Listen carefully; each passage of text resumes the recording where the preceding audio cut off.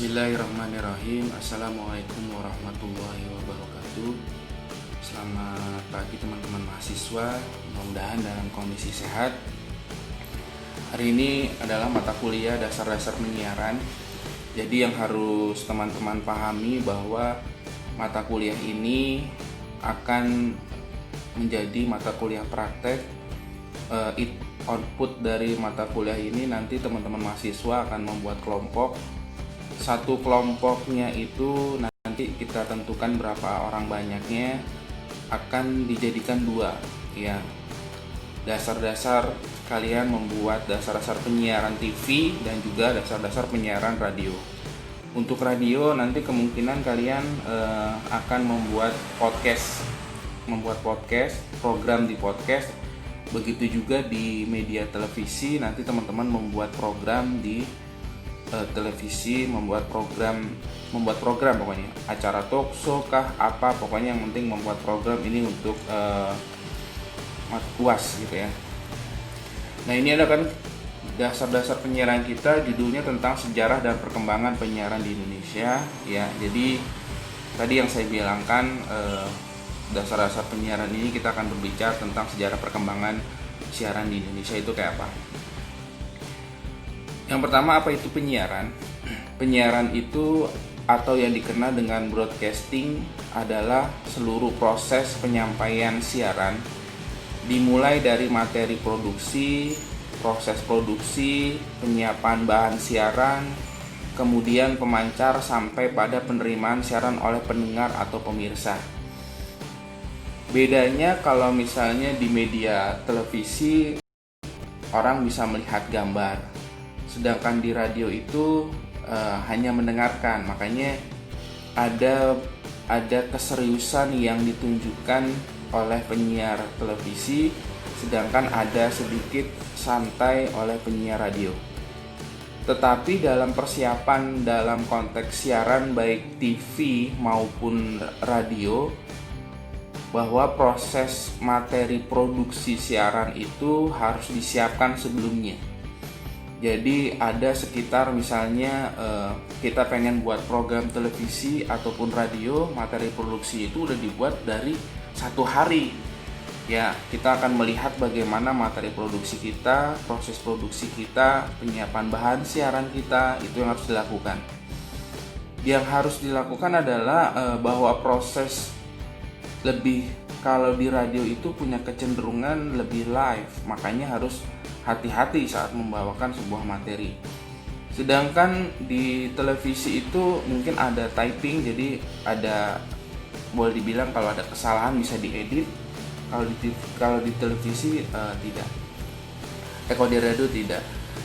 Sedangkan penyiaran itu menurut ahli, menurut JB Wahyudi mengungkapkan, penyiaran adalah semua kegiatan yang memungkinkan adanya siaran radio dan televisi yang meliputi segi ideal, perangkat keras dan lunak yang memungkinkan sarana pemancaran atau transmisi, baik di darat maupun di antariksa dengan menggunakan gelombang elektromagnetik atau jenis gelombang yang lebih tinggi untuk dipancarkan dan dapat diterima oleh khalayak melalui pesawat penerima radio atau televisi dengan tanpa alat bantu. Jadi satelit itu bisa dimunculkan ya, dimunculkan di udara, yang dipancarkan, yang diterima oleh masyarakat. Ini adalah salah satu bentuknya seperti ini. Nah, ini adalah salah satunya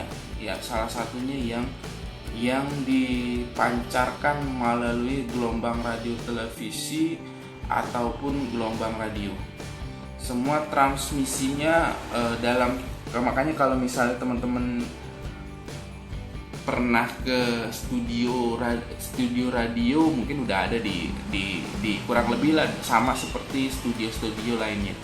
Tapi kalau ke studio televisi itu banyak gitu ya. Kita menampilkan beberapa layar televisi, acara kita, persiapan program kita, acara televisi orang, itu kita akan lihat di situ. Sementara itu penulis yang lain mengungkapkan bahwa si Google Lilmo ya Dia mengungkapkan penyiaran itu mendapatkan pengakuan seorang yang berhasil melakukan pembuktian dengan mengirim telegraf radio. Jadi orang yang memperkenalkan gelombang radio ke masyarakat dan bisa kita menonton TV, kita bisa mendengarkan radio, namanya Google Ilmu. Ya, Google Ilmu ya.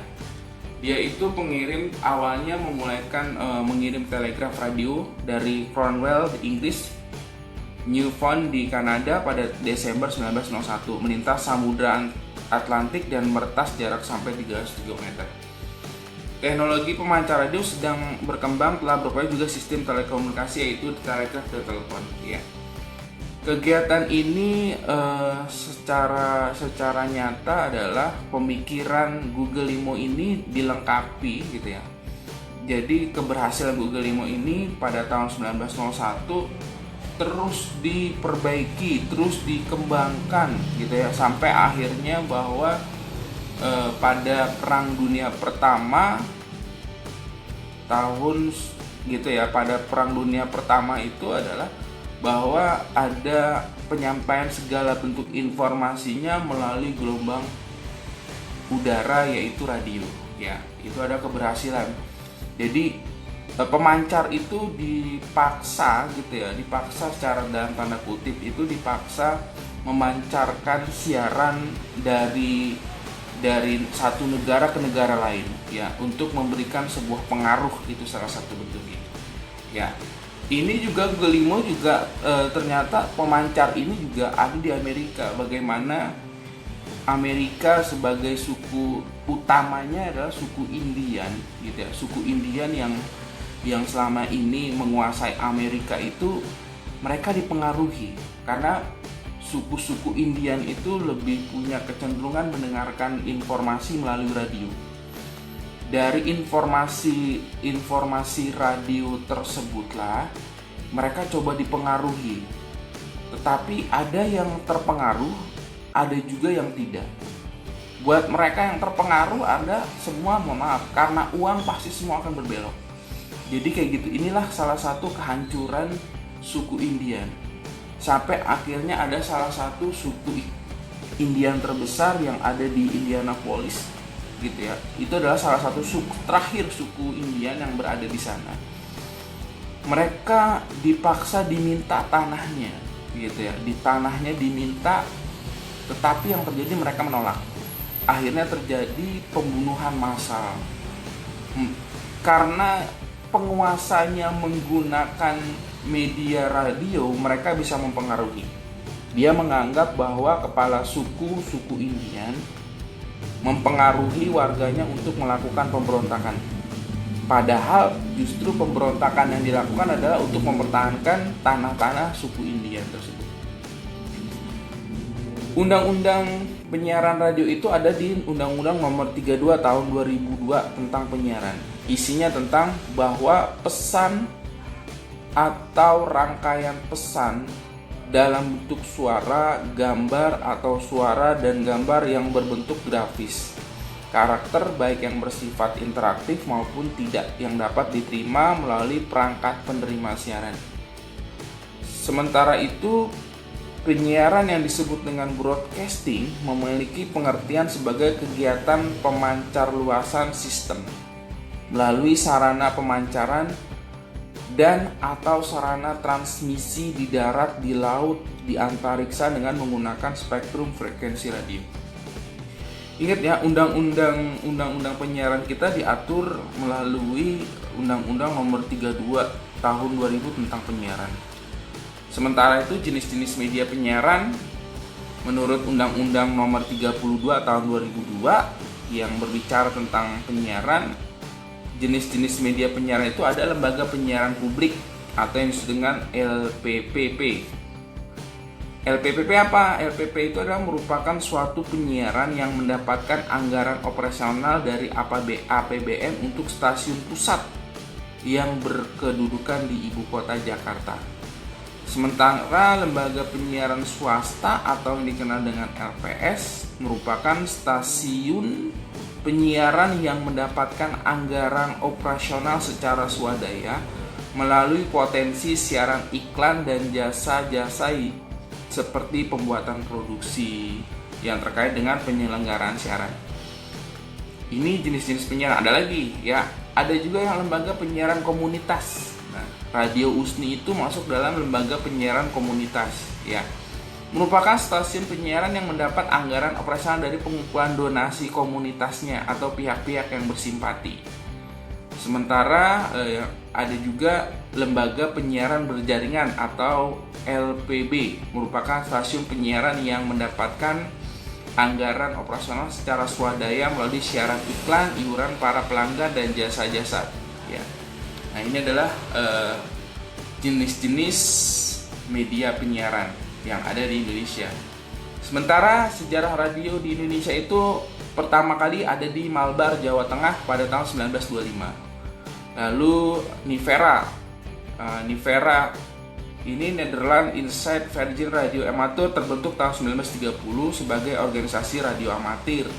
Ya, inilah sejarah masuknya radio di Indonesia. Sementara itu stasiun radio pertama kali berdiri bernama BRF yang didirikan Belanda di Batavia.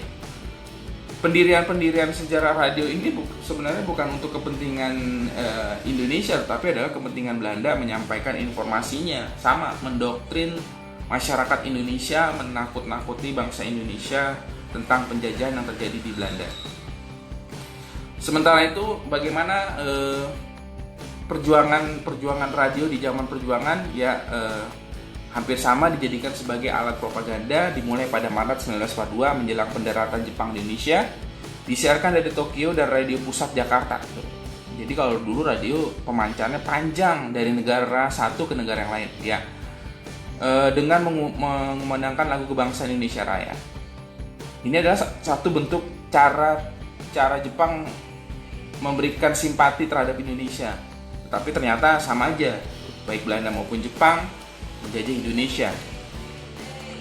Ini adalah berbicara, ini karakteristiknya tidak perlu. Nah, terus yang kedua, bagaimana dengan televisi?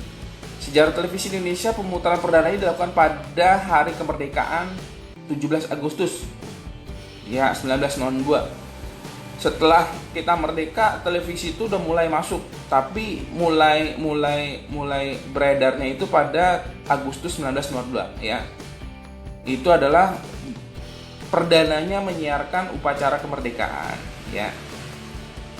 Lalu mulai tanggal 24 Agustus 1992 TVRI mulai secara normal melakukan liputan perdana. TVRI adalah pembukaan Asian Games ke-4. Nah, ini adalah salah satu bentuknya ya. TVRI menjadi televisi yang pertama kali adalah menjadi televisi yang ada di Indonesia dan juga TV pemerintah. Nah, ini adalah sementara pada tahun berikutnya, pada tahun 1989, ya mungkin teman-teman belum lahir, ada juga yang udah lahir, muncul TV baru, TV swasta namanya RCTI, ada SCTP, ada TPI. Itu adalah salah satunya. Saya tidak akan berbicara tentang karakteristiknya. Mungkin ini adalah beberapa materi yang coba saya sampaikan ke teman-teman. Mudah-mudahan teman-teman bisa.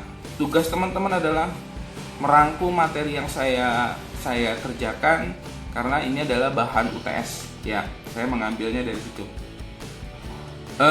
Mungkin itu aja. Jelas gak suara saya teman-teman?